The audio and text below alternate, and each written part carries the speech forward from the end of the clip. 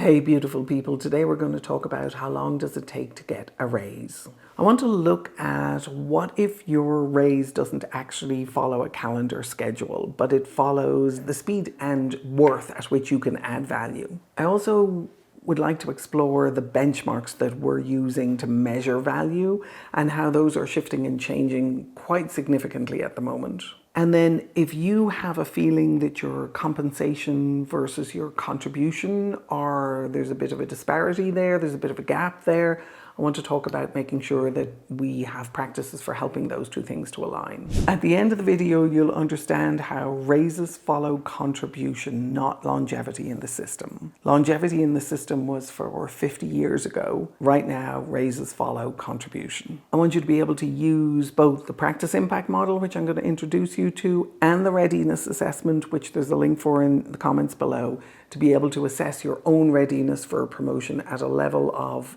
honesty and self-reflection that the assessment is designed to help you get to. You'll also be able to begin to measure your system-wide impact, not just your impact on your own immediate work, not just your impact on your own team's work, but the impact that you can have across the process, the system, the organization that you're working in. I want you to be able to stop waiting to be recognized and start being able to signal your readiness for your next promotion. And I want you to be able to walk away with a language to be able to lead your next raise conversation so you can accelerate the process for yourself.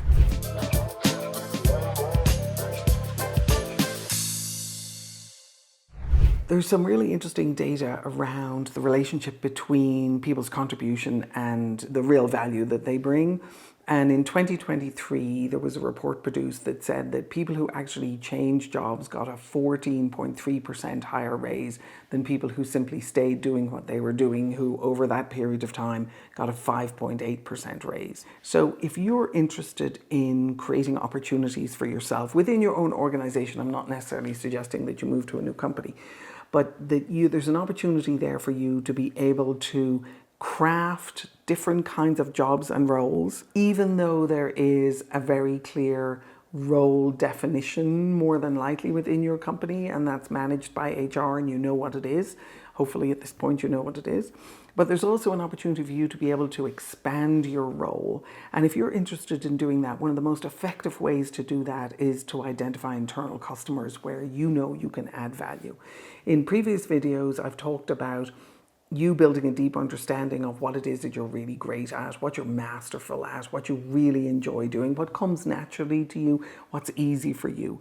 If you can tap into that enormous pool of value that you have to be able to bring to the organization, and you can make offers based on that, you can identify opportunities to add value based on that, you will find that you will accelerate your timeline for promotion significantly relative to other people who are just waiting for the system to recognize them and pick up the value that they're bringing. If you stick with the wait your turn approach, which is you put your head down, you don't put your head above the parapet, you don't put your hand up for anything, you're just doing what is prescribed for you. What you're doing is you're putting yourself at risk of being in the waiting for the cycles when the company kind of recognizes that you've been there for 2 or 3 years and finally says, oh, you know, Jennifer should be ready for a promotion at this point. Let's see whether or not she's actually done.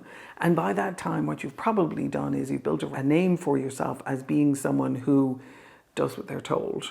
And people who do what they're told, only do what they're told, are mostly people who can be outsourced to someone else or to some other organization.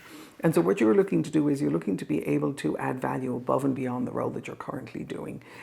Again, one of the most powerful ways to do that is to begin to think about where you can offer to add value. But the wait your turn mentality, if you're stuck in that mentality, I want you to watch some more of these videos and help yourself get out of that mentality, because you will be waiting. When you start thinking about how you add value to your team, to your boss, to the broader system in your organization, one of the fantastic things that happens is that you move from being purely tactical, so I do what's in front of me, I do what's prescribed, I do what's needed. All of those things are great and valuable, but you start being more strategic. You start looking at, well, wait now, how does that OKR or KPI impact the longer term of what it is that we're looking to do with this particular project? How do they align and relate to each other?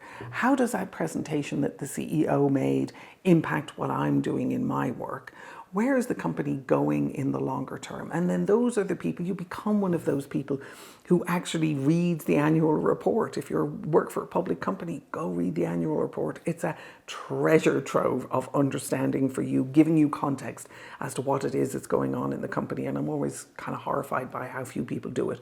It's designed for public consumption, so it's usually short and fairly succinct. The numbers are all in there for what's going on with your company and how successful your company is. There's a letter from the CEO or the chair of the board, who's probably both, who's writing to explain the numbers and say what's going on with the company and what the future growth opportunities are and the vision is for the company.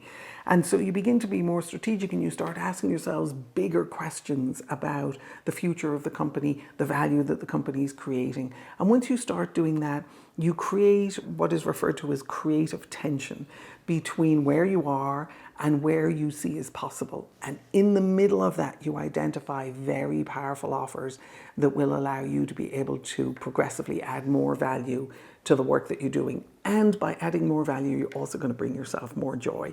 You're going to get more recognition. You're going to get more appreciation for yourself of what it is that you're doing. You're going to get more learning opportunities.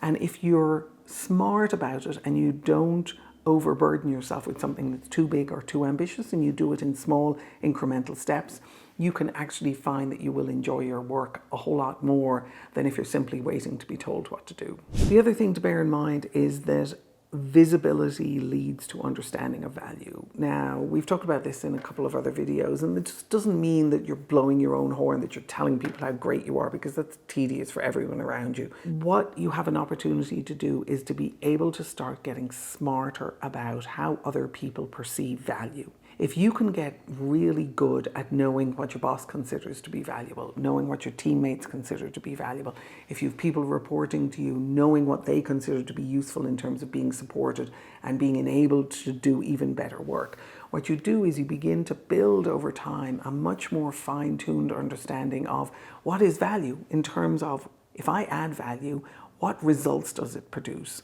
And what you also do is you begin to see, I help this person. What did that enable them to do? I helped this team. What did that enable them to do? I did this cross-functional project. What did that allow the other department be able to do?